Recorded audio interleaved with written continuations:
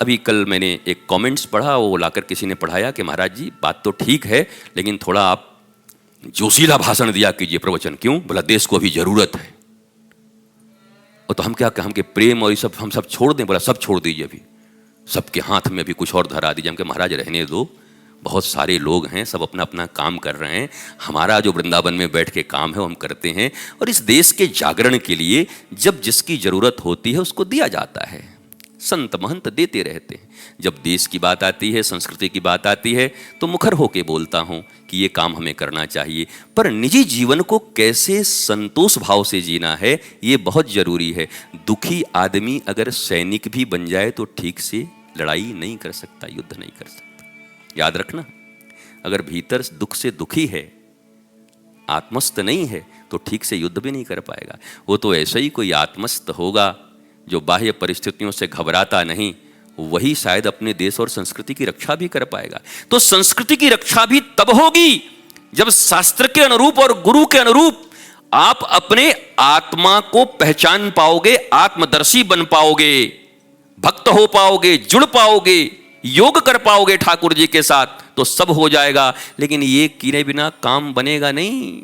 आज तो जय जय जय कर रहे हो, आखिर हमारे ही देश से तो कई लोग ISI से जब अरबों रुपए करोड़ों रुपए मिल जाते हैं तो सारा दस्तावेज उनको दे देते हैं ना, पैसे के लोभ में ही दे देते हैं। अब बताओ, जीवन में ऐसा हमारा जीवन हो कि काम क्रोध मद मोह लोभ मात्सर्य से अपने गुरु की कृपा से ऊपर उठ करके और जीवन को जिए, फिर कोई हमें लोभ दे सकता है? हमारे देश के खिलाफ हमें भड़का सकता है? हमारे राष्ट्र की उन्नति में कोई बाधा बन सकता है? तो ये बेसिक चीजें हैं। हमको PG करना है, कर लो, लेकिन हम अभी ABCD भी नहीं पढ़े हैं, तब कैसे करोगे? बेसिक शिक्षा तो ही नहीं है। बेसिक शिक्षा ये है, पहले तत्वदर्शी बने, आत्मदर्शी बने, निज को पहचाने। कल भी इसी बात पर मैं कह रहा था, the beginning of real spiritualism is who am I. भैया, अध्यात्म का प्रारंभ ही होता है मैं कौन हूं, कहां से आया हूं, कब तक के लिए हूं इस पृथ्वी पर, क्या करना था और क्या कर रहा हूं। जब तक इन प्रश्नों से प्रतिदिन अपने आप को मांजते नहीं हो बर्तन की तरह, तब तक रोज कोई न कोई दुर्जनता, दुख, कष्ट आपके भीतर में, अज्ञानता घुसती रहेगी और आप हैरान परेशान रहोगे। इसलिए सोने से पूर्व और जगने के बाद 2 बार ये चिंतन अवश्य कर लिया करो। उठते के साथ तो कहां कोई चिंतन करेगा? उठते के साथ तो आंख अभी खुला भी नहीं कि ऐसे करके, और रात में 2 टार दिल आया हुआ है, किसी का दिल, किसी का फूल, और हम भी इधर से आई लव यू लिख के भेजे। क्या मतलब है इसका आई लव? लव का मतलब वो भी नहीं जानता, तो भी नहीं जानते। लब लब कर रहे हो लबरों की तरह।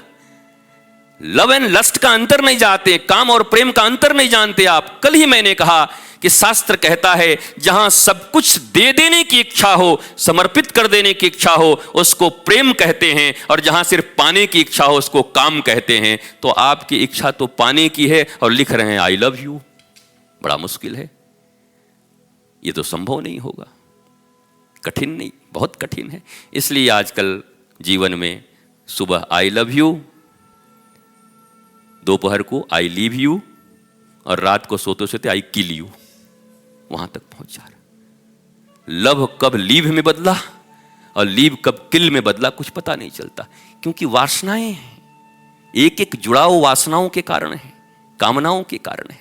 देखो, हमारे तुम्हारे बीच जोड़ अगर श्री कृष्ण हो, फेविकोल, तो ये जोड़ कभी नहीं टूटेगा, हाथी भी जोड़ दोगे तब भी। और हमारे तुम्हारे बीच अगर जोड़ कामना हो, इच्छाएं हो, अपेक्षाएं हो, तो चाहे बाप बेटे का ही रिश्ता क्यों ना हो, टूट जाता है। मां बेटे का रिश्ता टूट जाता है, भाई भाई का रिश्ता टूट जाता है। ये जोड़ कौन सा है? जगत है या जगदीश है? कामना है, काम है या राम है? अगर राम बीच में है तो बात तो हमेशा बनी रहेगी, कभी गड़बड़ नहीं होगी। काम है तो आज बनी है, कल बिगड़ जाएगी सुबह सुबह।